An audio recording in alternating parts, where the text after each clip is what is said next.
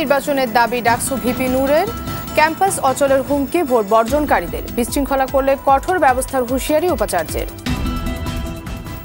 গ্যাসের দাম ৮০% বাড়ানোর প্রস্তাব বিতরণ সংস্থার। আন্তর্জাতিক বাজারে দেশীয় বাণিজ্য হুমকিতে পড়বে আশঙ্কা হাইকোর্টের। ঘন কুয়াশায় ৪.৫ ঘন্টা বন্ধ থাকার পর স্বাভাবিক পাটুরিয়া দৌলতদিয়া ফেরি চলাচল।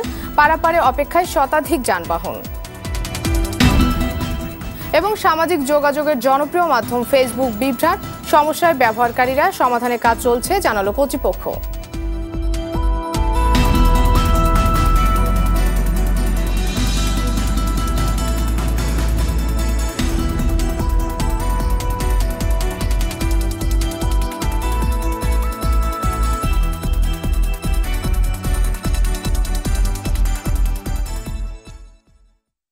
আসসালামু আলাইকুম, স্বাগত জানাচ্ছি RTV সকালের সংবাদে। শুনছিলেন মার্কেন্টাইল ব্যাংক সংবাদ শিরোনাম। আপনাদের সঙ্গে আছি আমি মনা সাদাত।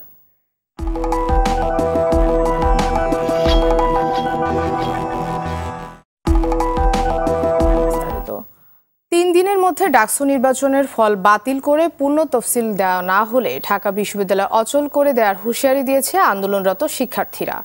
গতকাল দুপুরে উপাচার্যের কার্যালয়ের সামনে এ ঘোষণা দেন তারা। ডাকসুর নবনির্বাচিত ভিপি নুরুল হক নুরও সব পদে আবার নির্বাচন দেওয়ার দাবি জানান। এদিকে ক্যাম্পাসে বিশৃঙ্খলাকারীদের বিরুদ্ধে কঠোর হওয়ার হুঁশিয়ারি দিয়েছেন উপাচার্য। শরীয়ত খানের রিপোর্ট। ডাকসু নির্বাচনের ফল ঘোষণার দুদিন পরেও নির্বাচন বাতিলের দাবিতে বিক্ষোভ করেন আন্দোলনরত শিক্ষার্থীরা। দুপুর 12টার দিকে রাজু ভাস্কর্যের সামনে বিক্ষোভ শুরু হয়।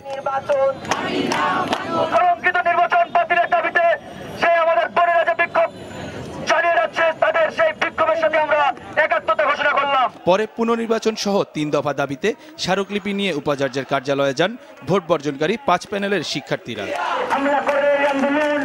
আগামী 3 দিনের মধ্যে যদি এই নির্বাচনকে বাতিল করে পুনঃতফসিল দেওয়া না হয় এবং একই সঙ্গে এই নির্বাচন পরিচালনার সঙ্গে যারা জড়িত ছিল গুরুত্বপূর্ণ পদে তারা যদি পদত্যাগ করে নতুন পুনঃতফসিল দেওয়া না হয় আর মামলাগুলো যদি প্রত্যাহার না করা হয়, আমরা কিন্তু এর পরবর্তীতে ঢাকা বিশ্ববিদ্যালয়ের মতো জায়গাতে ঢাকা বিশ্ববিদ্যালয়ের গৌরব এবং ঐতিহ্য পুনরুদ্ধারে আমরা কঠোর ঢাকা বিশ্ববিদ্যালয়কে অচল করে দিতে বাধ্য হব।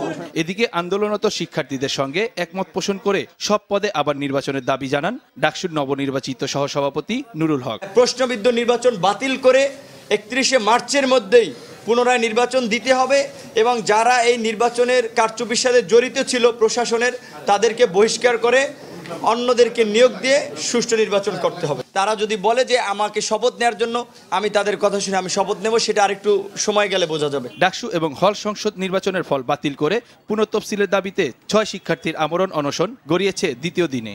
রাজু ভাস্কর্যের সামনে মঙ্গলবার রাতে অনশন শুরু করেন 4 শিক্ষার্থী। পরে তাদের সঙ্গে যোগ দেন আরও 2 জন। নির্বাচন বর্জনকারী 5 প্যানেলের নেতারাও তাদের সঙ্গে একাত্মতা প্রকাশ করেন। এই নির্বাচনটা বাতিল করে একটা সুষ্ঠু পুনরায় নির্বাচনের ঘোষণা দেওয়া এবং যারা এই ভোট জালিয়াতির সাথে জড়িত ছিল তাদেরকে চিহ্নিত করে শাস্তির ব্যবস্থা করা, এই 2টা দাবি নিয়ে আমরা বসেছি। ঢাকা ভার্সিটির নোংরা মুক্ত হোক, কলঙ্ক মুক্ত হোক, এটাই চাই। বুধবার ক্যাম্পাসে কোনো কর্মসূচি পালন করেনি ছাত্রলীগ। আন্দোলনরত শিক্ষার্থীদের দাবির প্রেক্ষিতে নয়, বরং ডাকসুর রীতিনীতি মেনে সিদ্ধান্ত নেওয়ার কথা জানান উপাচার্য মোহাম্মদ আখতারুজ্জামান। প্রত্যেকটি প্রক্রিয়াই, প্রত্যেকটি কার্যক্রমই যথাযথ রীতিনীতি অনুসরণ করে গৃহীত হবে। আন্দোলন থেকে সরে এসে বিশ্ববিদ্যালয়ে সুষ্ঠু পরিবেশ বজায় রাখতে সবার প্রতি আহ্বান জানান উপাচার্য। কেউ কোনোভাবে বিশৃঙ্খলা, অশান্ত করার প্রয়াস নিলে সেগুলো কোনো ক্রমেই বিশ্ববিদ্যালয় সহ্য করবে না এবং সকলকে সেই বিষয়ে যত্নশীল থাকার জন্য অনুরোধ করেছি এবং একই সঙ্গে আমরা বলেছি যে অপরাধমূলক কোনো কাজ সংগঠিত হলে সেসবের বিরুদ্ধে আইন অনুক কঠিন ব্যবস্থা গৃহীত হবে। শরীয়ত খান, RTV, ঢাকা। গ্রাহক পর্যায়ে আবাসিক গ্যাসের দাম ৮০% বাড়ানোর প্রস্তাব দিয়েছে Bakhrabad gas distribution company limited. এটি কার্যকর হলে 1 চুলার গ্যাসের দাম হবে ১৩৫০ টাকা ও 2 চুলায় ১৪৪০ টাকা। গতকাল রাজধানীর TCB ভবনে BERCর গণশুনানিতে এমন প্রস্তাব দেয় প্রতিষ্ঠানটি। এদিকে গ্যাসের দাম বাড়ানোর প্রক্রিয়া স্থগিতে হাইকোর্টে দায়ের করা রিটের আদেশ 31 মার্চ। সেলিম মালিকের রিপোর্ট।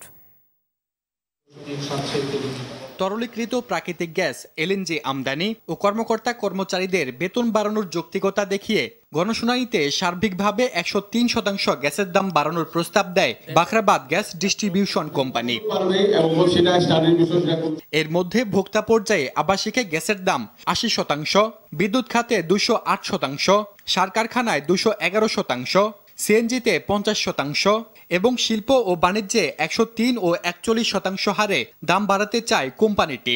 বাস্তবতা বিবেচনায় আমার গ্যাসের কোম্পানির বিতরণ মার্জিন বৃদ্ধির জন্য আমি বিতরণ মার্জিন পুনর্নির্ধারণের জন্য কমিশনের নিকট আবেদন করেছি। তবে এমন প্রস্তাবের তীব্র প্রতিবাদ জানায় ভোক্তা প্রতিনিধিরা। কম গ্যাস দিয়ে বেশি টাকা নিচ্ছি, তারপরে আর কোন নৈতিক অধিকারে আমি প্রায় ডাবল আবার চাচ্ছি 800 টাকারটা 1440 টাকা। দেশীয় গ্যাস যদি আমরা উত্তোলন করতে পারি তাহলে হয়তো আমাদেরকে এই উচ্চ মূল্যে বিদেশি এলএনজি আমদানি করতে হবে না। একই সময় টিসিবি ভবনের বাইরে গ্যাসের দাম বাড়ানোর উদ্যোগের বিরোধিতা করে বিক্ষোভ করে বাম গণতান্ত্রিক জোট। এই মূল্য বৃদ্ধি করা হয় তাহলে সরকারকে একটা কঠিন পরিস্থিতি মোকাবেলা করতে হবে। জনগণের স্বার্থ রক্ষার জন্য আমাদেরকে কঠিন কর্মসূচি দিকে যেতে হবে, এমনকি হরতাল এবং বিভিন্ন ধরনের আন্দোলনের কর্মসূচি দিয়ে হলেও এটাকে প্রতিহত করতে আমরা বাধ্য হব। এদিকে গ্যাসের দাম বাড়ানোর প্রক্রিয়া স্থগিত চায় ক্যাব। এ নিয়ে হাইকোর্টে একটি রিট দায়ের করেছে সংস্থাটি। কেন তারা দামটা বাড়াতে চাইছে সেটার কোনো যৌক্তিকতা ব্যাখ্যা করেনি। তারা $10 করে গ্যাস আমদানির কথা বলছেন। যেই পরিপ্রেক্ষিতে মাননীয় আদালত প্রশ্ন করেছেন যে যেখানে ভারত বাইরের থেকে $6 করে গ্যাস আমদানি করছে সেখানে আমরা কেন $10 করছি, সেটার কোনো উত্তর বিআরসি কিংবা পেট্রোবাংলার পক্ষ থেকে মহামান্য আদালতের সামনে পেশ করা হয়নি। সেলিম মালিক, আরটিভি, ঢাকা। তুরাগ নদীর তীরে ঢাকা উদ্যান ও কয়েকটি আবাসন প্রতিষ্ঠানের দখল থেকে 8.5 একর জমি উদ্ধার ও 57টি অবৈধ স্থাপনা উচ্ছেদ করেছে বিআইডব্লিউটিএ। নদীর জমি ভরাট করে আবাসন নির্মাণকারীদের বিরুদ্ধে শাস্তিমূলক ব্যবস্থা গ্রহণ করা হবে বলে জানায় কর্তৃপক্ষ। বিস্তারিত শাহাবুদ্দিন শিহাবের রিপোর্টে। রাজধানীর তুরাগ নদীর পূর্ব তীরের ঢাকা উদ্যান ও পশ্চিম পাড়ের সাভার থানার শেষ প্রান্তে সকাল থেকে অবৈধ স্থাপনা উচ্ছেদে নামে BIWTA. Silicon city, Akashnila western city limited ও তুরাগ হাউজিং এর দখল করা 8.5 একর জমি উদ্ধার করা হয়। অভিযানে ছোট বড় 57টি অবৈধ স্থাপনা উচ্ছেদ করে বিআইডব্লিউটিএ। নদীর জায়গায় গড়ে ওঠা একটি গার্মেন্টস প্রতিষ্ঠানে উচ্ছেদ শুরু করলে মালিক নিজেই তা ভাঙবেন বলে কয়েকদিন সময় নেন। পার মান্থ $1.5 মিলিয়ন আমি এক্সপোর্ট করি, তো সুতরাং এখানে একটা সবকিছু একটা প্রসিডিউরের ব্যাপার। যেহেতু ভেঙে ফেলছে, আহামরি সময় দরকার নেই, 4-5 দিন সময় যা হয় মার্কিং এর মধ্যে যতটুকু ওটুকু ভেঙে ফেলবো। বিআইডব্লিউটি এর যুগ্ম পরিচালক বলেন, নদীর জমি ভরাট করে গড়ে তোলা আবাসন প্রতিষ্ঠানের বিরুদ্ধে শাস্তিমূলক ব্যবস্থা নেওয়া হবে। আকাশনীলা, সিলিকন সিটি এবং অনির্বাণ, এই 3টি হাউজিং কোম্পানি আমাদের যে স্থাপিত সীমানা পিলারগুলো ইচ্ছে মতো সারা সামনে নিয়ে এসেছে। বিপুল পরিমাণ জায়গা, এটা দেখে শেষ করা যাবে না, এটা আসলে মাপা হয়নি কত বড় জায়গা ভরাট। এদের বিরুদ্ধে আমরা অবশ্যই আইনগত ব্যবস্থা নিব এবং এই সমস্ত অপসারণ ব্যয়, উচ্ছেদ ব্যয় তাদের কাছে আদায় করার আমরা সিদ্ধান্ত নিয়েছি। পর্যায়ক্রমে ঢাকার চারদিকের সবগুলো নদী পুনরুদ্ধার করা হবে বলে জানান বিআইডব্লিউটিএ কর্মকর্তারা। শাহাবুদ্দিন শিহাব, আরটিভি, ঢাকা। ঘন কুয়াশার কারণে 4.5 ঘন্টা বন্ধ থাকার পর পাটুরিয়া দৌলতদিয়া নৌ রুটে ফেরি চলাচল শুরু হয়েছে। সকাল 8:30টার দিকে ফেরি চলাচল শুরু করে কর্তৃপক্ষ। এর আগে ভোর 4টা থেকে ফেরি চলাচল বন্ধ ছিল। ঘাট কর্তৃপক্ষ জানায়, ঘন কুয়াশায় দুর্ঘটনা এড়াতে 4.5 ঘন্টা সাময়িকভাবে ফেরি চলাচল বন্ধ রাখা হয়। এদিকে দীর্ঘ সময় ফেরি চলাচল বন্ধ থাকায় উভয় ঘাটে যানবাহনের সারি বেড়েছে। পারাপারের অপেক্ষায় রয়েছে ছোট বড় শতাধিক যানবাহন। তবে কয়েক ঘন্টার মধ্যে পরিস্থিতি স্বাভাবিক হয়ে আসবে বলে জানায় কর্তৃপক্ষ।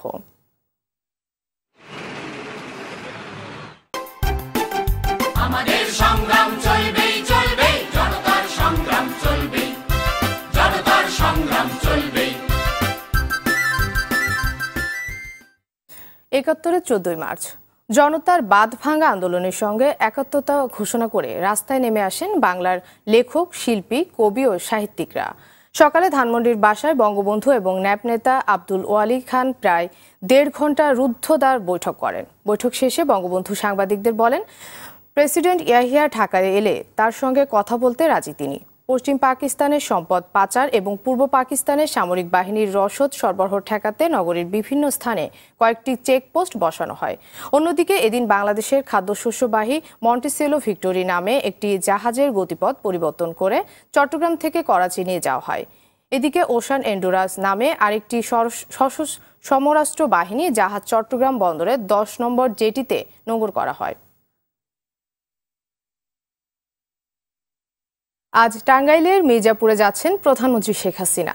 দানবীর রণদা প্রসাদ সাহা স্মারক স্বর্ণপদক প্রদান এবং কুমুদিনী ওয়েলফেয়ার ট্রাস্টের সেবা কার্যক্রমের 46তম বর্ষপূর্তির উদ্বোধন করবেন তিনি। এছাড়াও টাঙ্গাইল প্রেস ক্লাবের বঙ্গবন্ধু ভিআইপি অডিটোরিয়াম সহ 12টি প্রকল্পের উদ্বোধন ও 19টি প্রকল্পের ভিত্তি বসাবেন। কুমুদিনী ওয়েলফেয়ার ট্রাস্ট কর্তৃপক্ষ জানায়, সকাল 11টার দিকে প্রধানমন্ত্রী শেখ হাসিনা, তার ছোট বোন শেখ রেহেনা এবং কয়েকজন মন্ত্রী সহ অনুষ্ঠানে উপস্থিত থাকবেন। প্রধানমন্ত্রীর সফর সফল করতে প্রয়োজনীয় সব ব্যবস্থা নিয়েছে জেলা প্রশাসন। মির্জাপুর সহ আশপাশের এলাকায় নেওয়া হয়েছে সর্বোচ্চ নিরাপত্তা।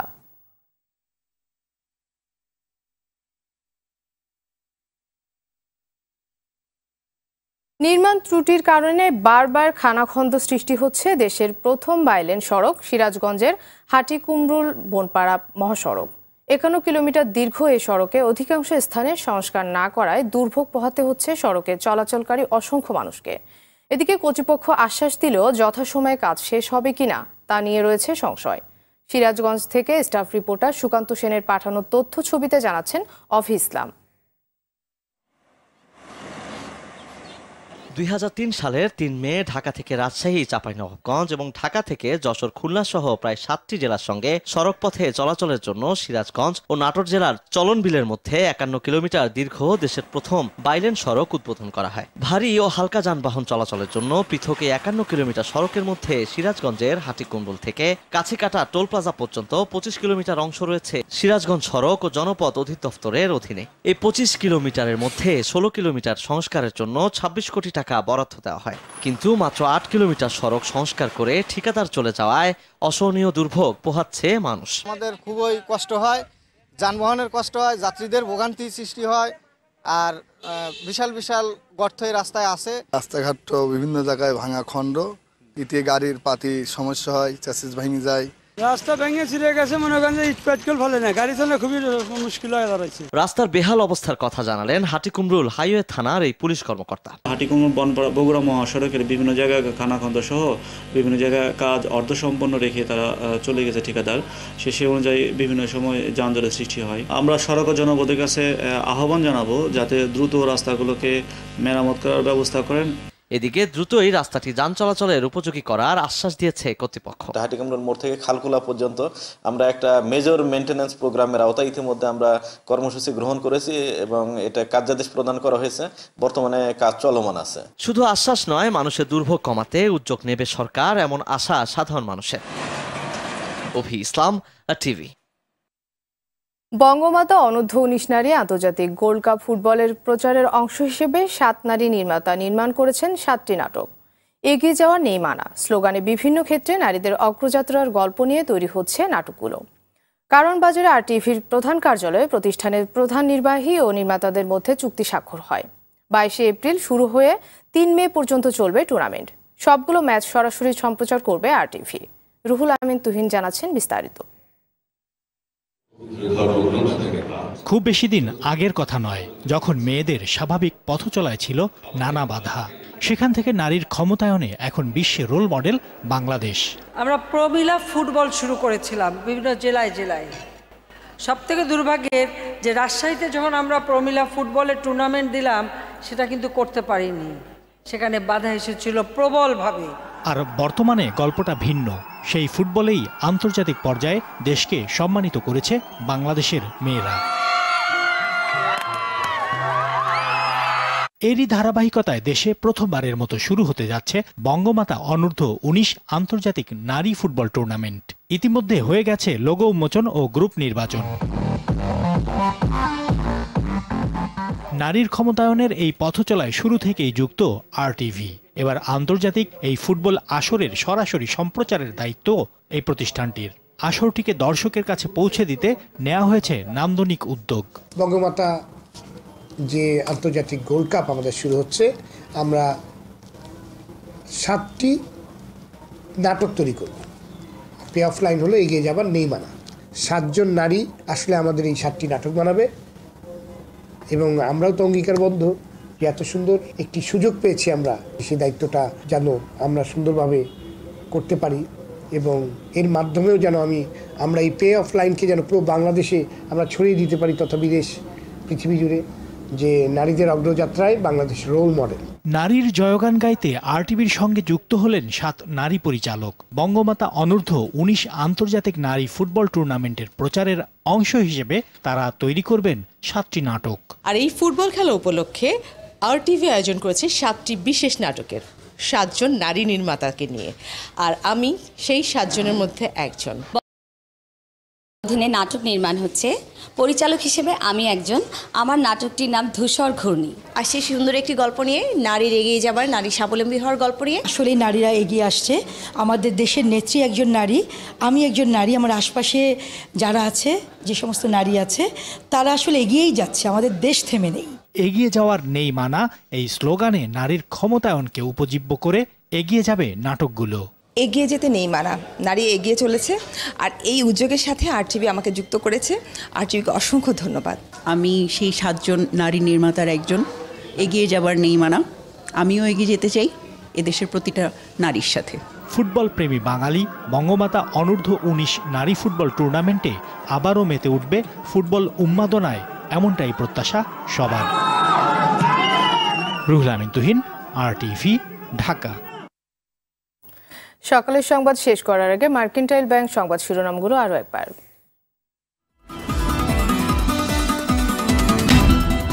ফের নির্বাচনের দাবি ডাকসু ভিপি নূরের। ক্যাম্পাস অচলের হুমকি, ভোট বর্জনকারীদের বিশৃঙ্খলা করলে কঠোর ব্যবস্থার হুঁশিয়ারি উপাচার্যের। গ্যাসের দাম 80% বাড়ানোর প্রস্তাব বিতরণ সংস্থার। আন্তর্জাতিক বাজারে দেশীয় বাণিজ্য হুমকিতে পড়বে, আশঙ্কা হাইকোর্টের। ঘন কুয়াশায় 4.5 ঘন্টা বন্ধ থাকার পর স্বাভাবিক পাটুরিয়া দৌলতদিয়া ফেরি চলাচল, পারাপারে অপেক্ষায় শতাধিক যানবাহন। এবং সামাজিক যোগাযোগের জনপ্রিয় মাধ্যম ফেসবুকে বিভ্রাট, সমস্যায় ব্যবহারকারীরা সমাধানে কাজ চলছে, জানালো কর্তৃপক্ষ।